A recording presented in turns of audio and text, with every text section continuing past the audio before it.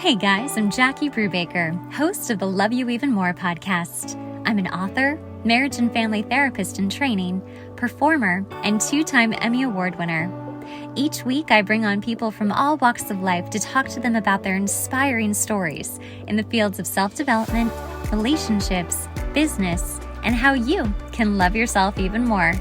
For more about me and the podcast, visit us at loveyouevenmore.com. Hey guys, and welcome to the Love You Even More podcast. I am your host, Jacqueline Brubaker, and today we are going to talk about the Four Horsemen of the Apocalypse. No, we're not talking about the Bible. We're talking about Gottman. Gottman, if you have not heard of Gottman, if you have not been in couples counseling before, Gottman, it's actually a married couple. They were the Gottmans, and they have been studying couples in relationships for decades. Scientifically, empirically, they're one of the only places that we have like really solid, couples therapy, empirical evidence to show what works and what doesn't, and what's really bringing down a relationship and creating divorce, which I think a lot of people wonder about. Like, hey, we were so in love, it was so great, and then what happened? We got married, moved in together, and suddenly everything fell apart. There's a lot of reasons why, and that's why we have decades and decades of research.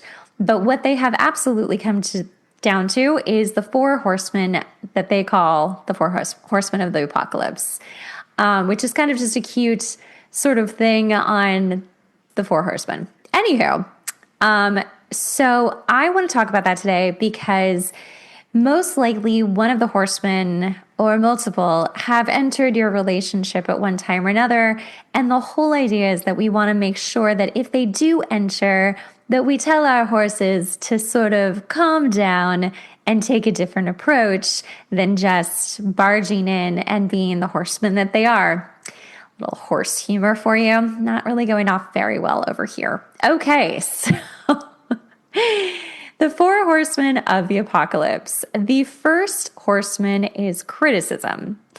Now, criticism is different than complaining because I can hear so many people, let me talk about my moms, let me talk about my wives, let me talk about my girlfriends, who are just like, they're complaining about their boyfriends, their husbands, their partners because they don't pick up their socks. They leave their shoes around everywhere. They're never doing what, we ask them to just please, could you take the trash out every day? And they never do it because they come home and they plop on the couch and they're like, I am so tired. I'll get to it. And then resentment builds. And I think we all know what happens when resentment builds. It's not good. So I want to distinguish the difference between complaining and criticism. So complaining is like, hey, I was worried because you were running late and you didn't call me. And I thought we had agreed to do that for each other, that if we're running late, we call each other. Okay, that's a complaint. That's also sort of like, hey, I'm worried about you. And a criticism is you never think about how your behavior is affecting other people. I can't believe that you're so forgetful. You're so selfish. You never think of others and you never think of me. Yikes. Okay. I mean, just hearing the two, you can hear the difference, but the second one just feels like so much guilt, so much shame, attacking someone's character, really getting in there and just being like, you suck, you're awful, and I'm great. Now, that also slides into contempt, which we're going to talk about because contempt is the number one determining factor in what will cause a divorce. What we can predict will cause divorce, but we're going to get there.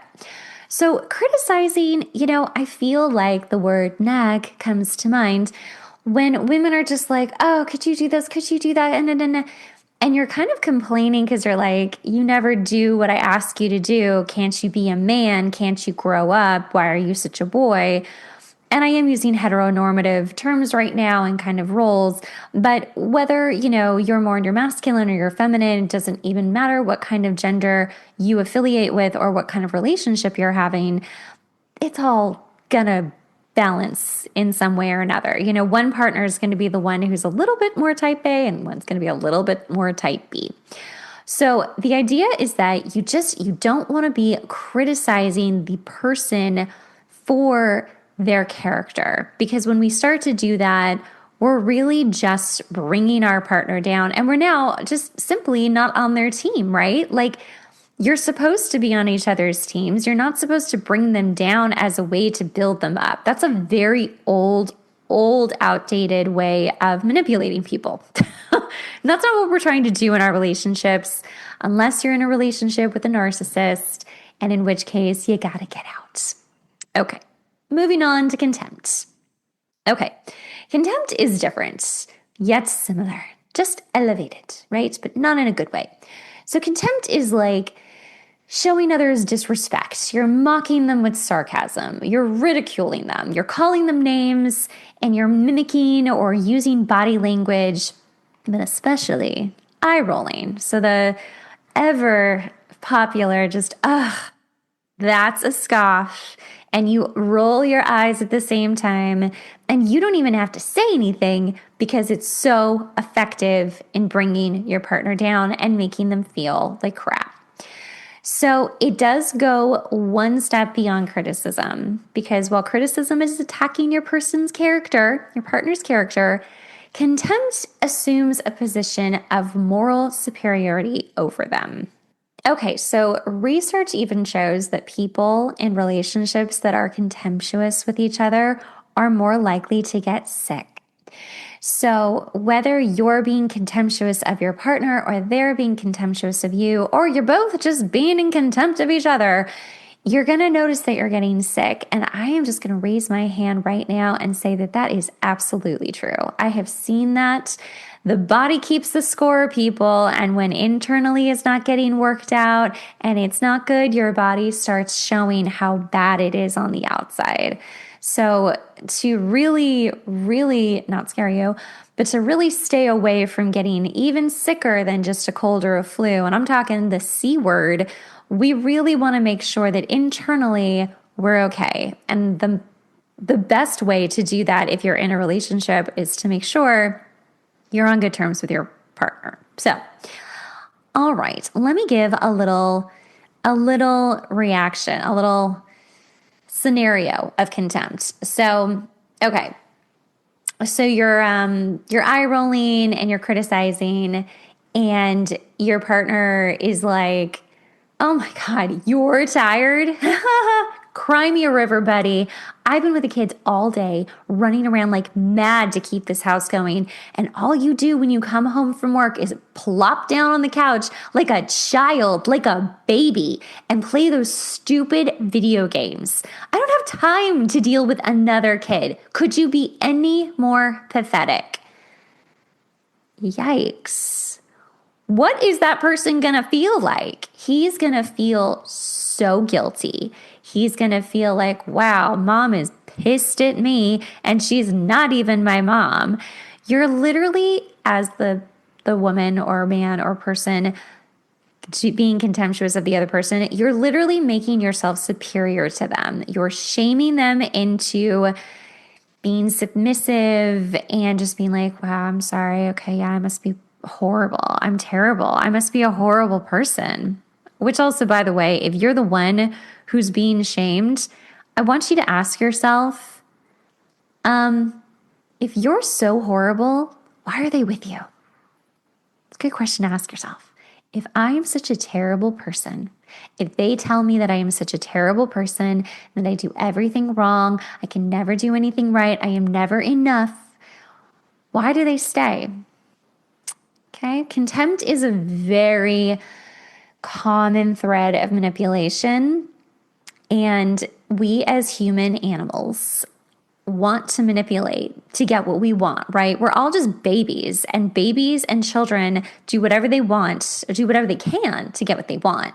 So if you don't grow up out of that, if you don't start respecting the adults in your life as an adult and being an adult, you're just going to be a child who's like, I just want what I want. So when this person is telling you what a terrible person you are and how you don't do anything, even if it's true, that's not okay. That's not okay in a relationship. Again, We're not trying to bring down our partner to lift them back up or make them into somebody that they need to or that we want them to be. That's not our job. We're not God, okay? We're not their mom and we're not God. So that is what contempt looks like. Pretty ugly. Next, we go into defensiveness. Oh, how fun. Defensiveness is something we're all so guilty of. I mean, who hasn't been in an argument and been like, yeah, but I X, Y, and Z, to try to defend yourself to win the argument. It's really, really natural to do. But it's different when you're in a relationship that you want to make last forever. You can't just be defensive all the time. You know, so many couples, this is a whole episode, but so many couples are like, we have communication issues. And yes, sure, okay. But really what it is comprehension issues. You really don't understand the other person. But with defensiveness, you could literally, like, if you wanted to be the healthier partner and your partner's like, oh my gosh, did you call so-and-so to cancel for tonight? I asked you to do that this morning, and then it's your job to cancel and you didn't. What you should say is, oh shoot, I am so sorry. I completely forgot to. Wait, let me call them right now. I'll cancel. I'm so sorry, hun. Done. Simple. Adulting hard, acting like an adult, not a child. Defensiveness looks like, are you serious? I just got home and I am so busy all day. And no, I didn't call them to cancel, but you have way more time during your day than I do. Like, why didn't you do it? And now you're like casting blame on them. See how all of these are very kind of interwoven with each other and how they can kind of bleed into other areas like defensiveness, contempt, and criticism. It's all part of the fight, right? So that's why we have to learn how to fight better and argue better. It's really better to just not argue. No, I'm just kidding. It's better to find ways to like not have to get to that heated place where you feel that you need to be defensive. Now, again, if your partner's really throwing contempt at you and you're just like, whoa, hold the phone, like, I'm sorry, and then you're taking responsibility and they're still attacking you, again, this is not good. This is not a healthy relationship. This dynamic's off. And you are defending yourself, especially if the person is now lying. If the person is truly lying and making things up, and then that leads into gaslighting, which we all kind of know what that is, hopefully, if you're listening. If someone is making stuff up about you, and you know that's not true, or something along the lines of that, that is gaslighting. So it's, in simplest terms, instead of being defensive, saying like, well, why couldn't you just do it? Just to take responsibility and be like, shoot, you know what? That's on me. I'm sorry. I will call them now and cancel. And I will say this too. When you're able to take responsibility and just be like, oh man, I messed up. I'm sorry. I'm so sorry. Even if it's small, like I didn't call someone, or it's big, like your partner's like, hey, that makes me feel crappy. What you're doing right now, like you're really hurting my feelings. Like I feel terrible. I don't care what you're doing. I don't care what they're doing. You need to just say, you know what? I'm sorry. I'm sorry. Because your partner is literally reaching out and saying, please help. I don't want you to do this anymore. I don't want this anymore. And again, context, guys, context. But like taking responsibility for their feelings and saying, hey, I'm so sorry that I am making you feel this way. Now, it's also on their part to take responsibility for their own feelings, and we can all self-soothe, but getting a little ahead of myself. So, last horseman.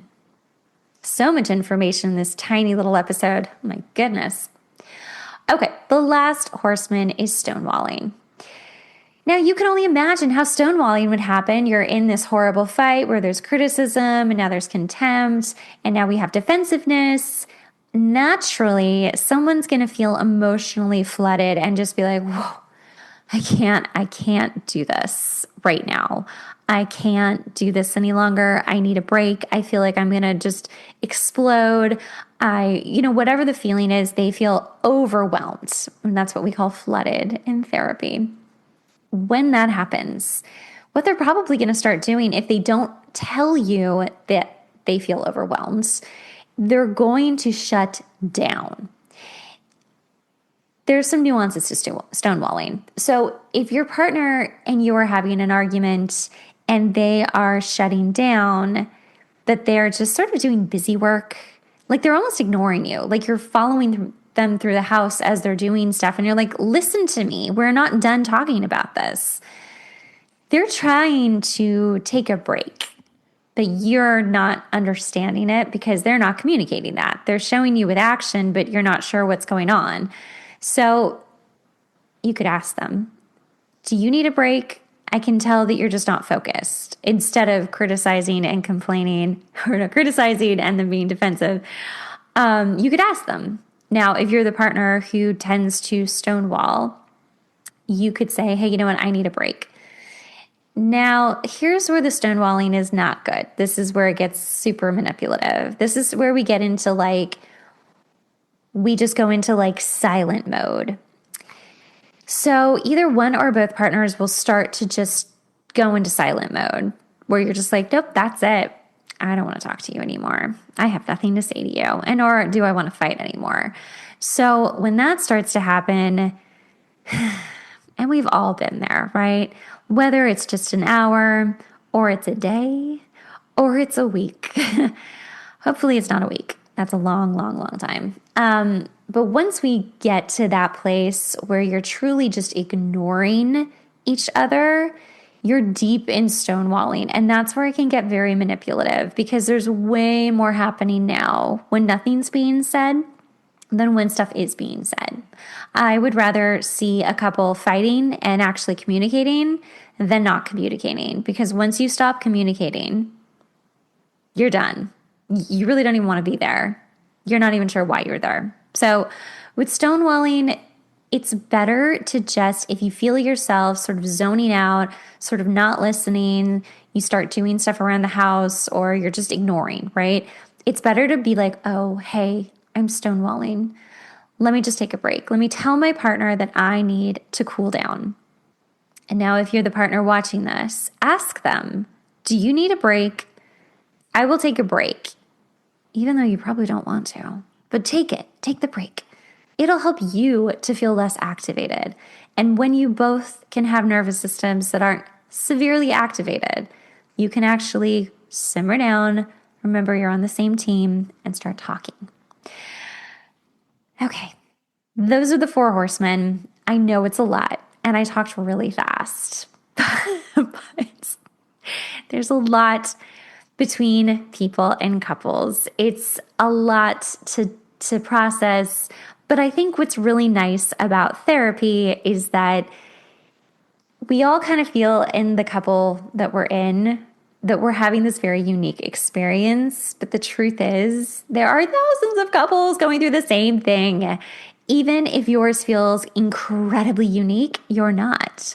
And I think that gives a lot of solace to people when they hear that, to just be like, oh, it's not just me. Oh, it's not just us. Oh, wait, there are ways to actually help this. So hopefully this made more sense to you, or, shone a light on some of the stuff that might be going on in your relationship or in previous relationships that maybe you're dissecting now. A lot of people do that, right? They break up. They're just like, oh, I can't anymore. You break up and then you start reflecting on everything. And you're like, oh, maybe I was part of that equation. Maybe I did have a role in that. And by the way, you always do. You always have a role. It sucks, but it's true. Even if the role was, I never should have accepted that kind of treatment, but I know that I know better now, and I won't allow that. Oh my God, the Zoom just gave me a little thumbs up emoji. Thanks, Zoom. Well, on that note, that's our episode. You guys, if you liked this episode, if you love this podcast, please subscribe if you haven't already, and go find me on Instagram. And I'm very active on TikTok now, which is really fun. I'm doing lots of TikTok. And if you are looking for a therapist and you like my style, I am accepting clients right now. So you can find me at Jackie@loveyouevenmore.com and just go ahead and email me, or on Instagram or TikTok, or on the website, loveyouevenmore.com. Okay, now you know how to find me. All right, you guys, I will see you next week.